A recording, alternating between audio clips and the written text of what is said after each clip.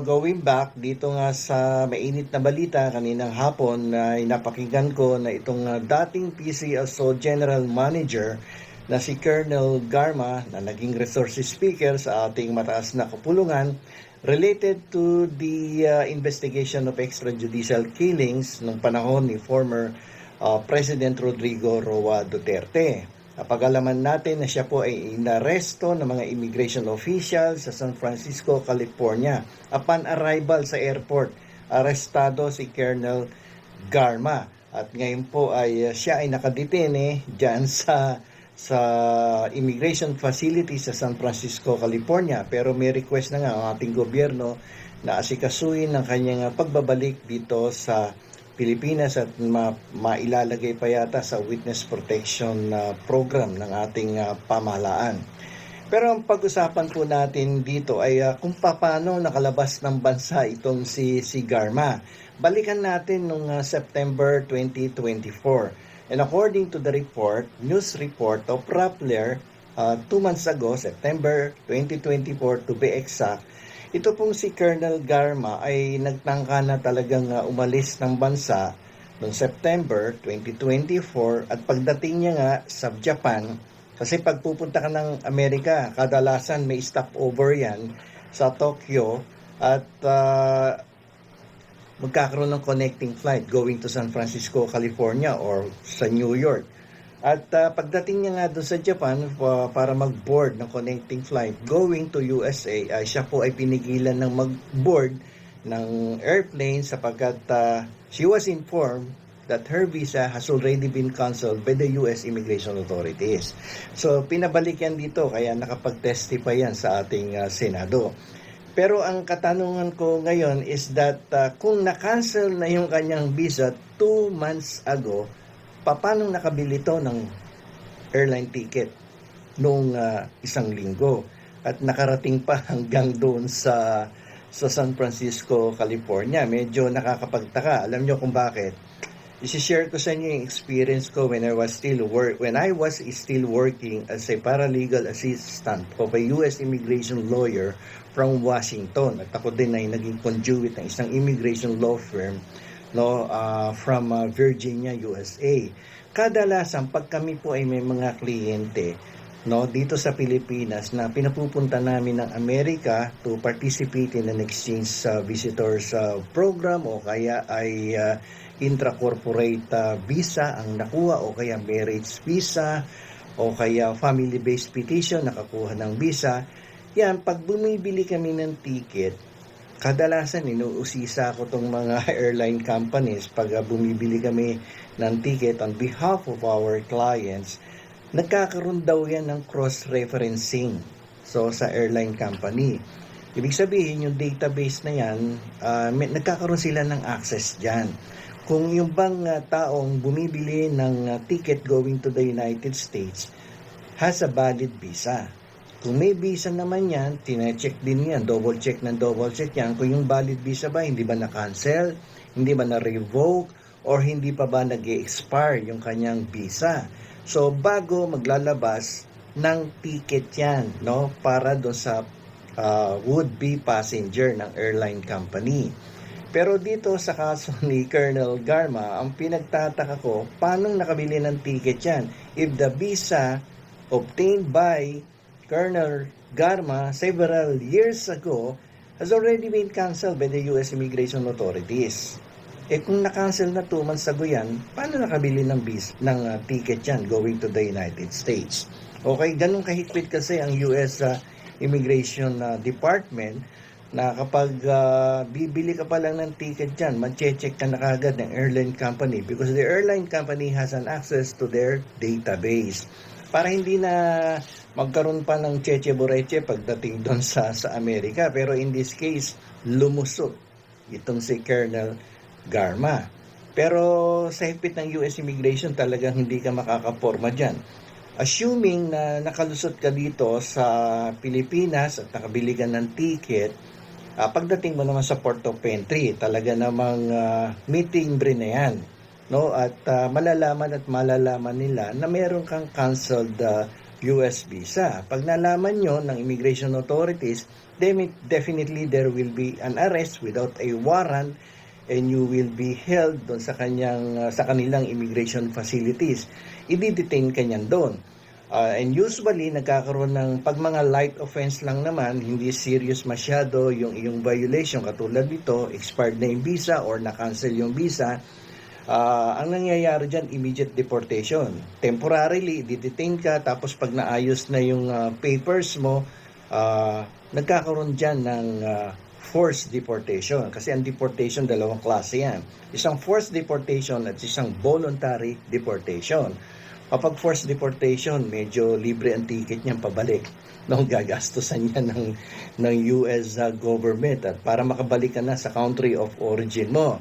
So, kung lumusot ka nga sa pagbili ng ticket dito, nakaboard ka ng eroplano at hindi ka nasita, pagdating mo doon sa port of entry, ay bistado ka doon dahil pangalawang screening process yan na ginagawa ng Immigration Department. Yung una sa Embassy of the United States in the Philippines, nakuha mo yung visa.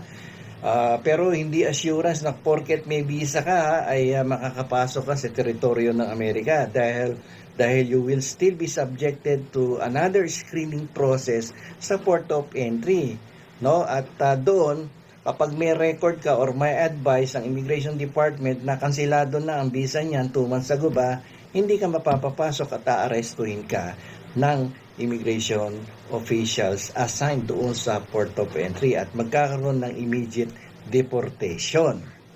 Okay? So, maraming dahilan dyan kung bakit nakakancel ang visa mo despite the fact na minsan valid yan for 5 years, minsan valid yan for 10 years. Kasi meron kaming naging kliyente before na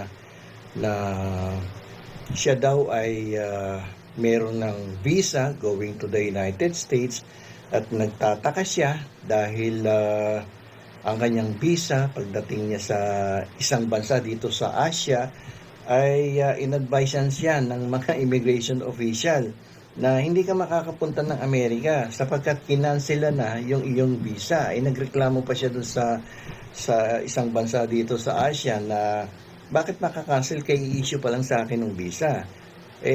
Yun ang hindi namin alam. Sabi sa kanya ng mga immigration officials sa isang Asian country. Kasi very broad ang discretion ng mga immigration officers at officials pagdating dyan sa visa na yan. Kasi sabi ko nga kanina, hindi yan passes for you to enter the territory of the United States. You will still be subjected to another interview when you enter the US territory. At kapag medyo mali-mali ang sagot mo dyan or you have committed a violation of their immigration law or you have been found to be involved in cases like drug trafficking or human trafficking or kaya mga other serious crimes or involved ka sa mga different criminal activities in your country of origin, pwede nilang i-cancel yan at nag-commit ka ng crime recently. Ito nangyari do sa dating kliyente namin na hinawakan namin sapagkat nung pumunta daw siya sa isang Asian country, doon siya nag-connecting flight, hindi na siya pinasakay ng eroplano doon sa isang Asian country to proceed to the United States of America. So napag-alaman namin na kaya kinancel yung kanyang visa is the fact that she has a pending case filed by her former business partner at nag-report sa immigration nag-report sa immigration yung kanyang dating business partner na parang niloko niya at nagkaroon ng kasong estapa. Although hindi pa naman tapos yung kaso, the case is still pending in court, but considering the seriousness of the crime committed, although wala pa nga final decision, dahil medyo broad ang discretion ng immigration officer or department, anytime it can be cancelled kahit valid yan for 5 years or 10 years yung iyong tourist visa. So nangyari doon sa kliyente namin na yun dati na hindi kami nagsecure ng visa ay pinabalik dito sa Pilipinas and then we filed an appeal on behalf of that client. Dahil may right naman kasi yung kliyente na mag-apila Lalong-lalo na kung may mga kamag-anak yan, na mga, nagkaroon ng mga immediate relatives yan na US citizen na doon sa Amerika.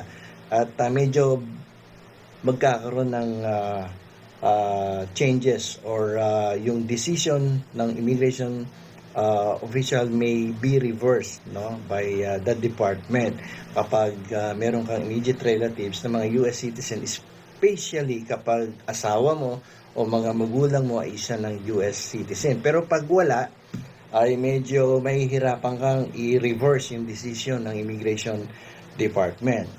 Okay, so going back dito kay Colonel Garma, bakit nga nakakuha to ng plane ticket? Considering the fact that the visa has already been canceled 2 months ago.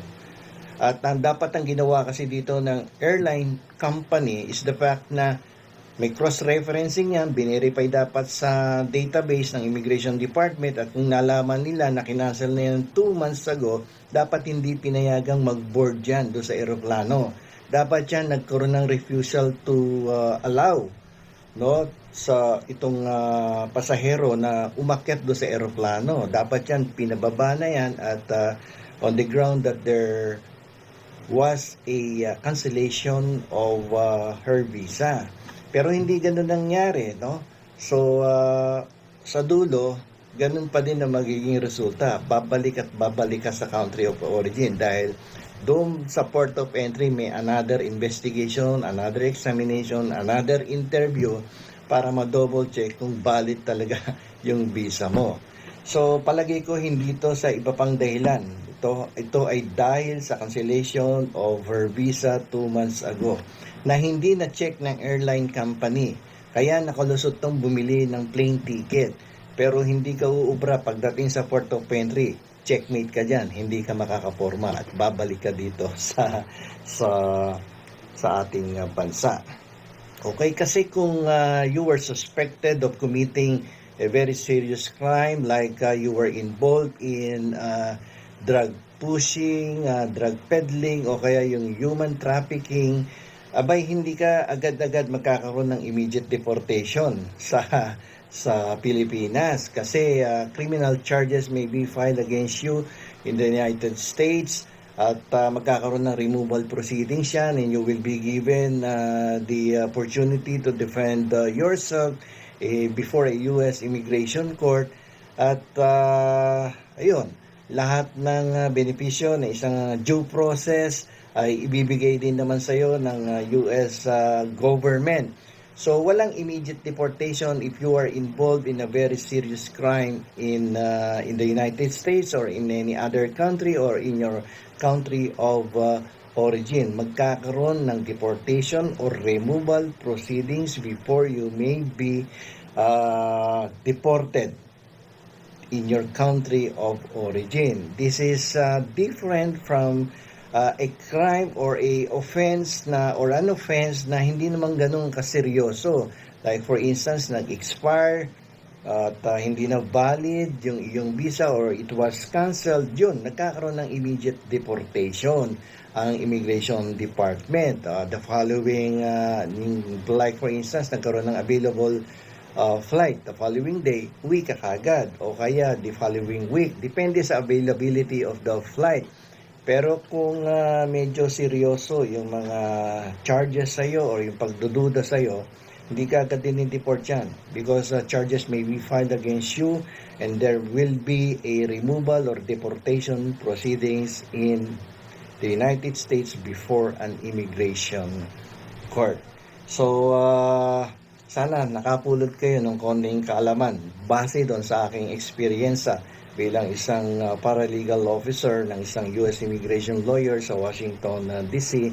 at bilang isang paralegal assistant at conduit ng isang immigration law firm from Virginia, USA. So hanggang dito na lamang po. Ito po muli ang inyong lingkod, Attorney Rene Bueno.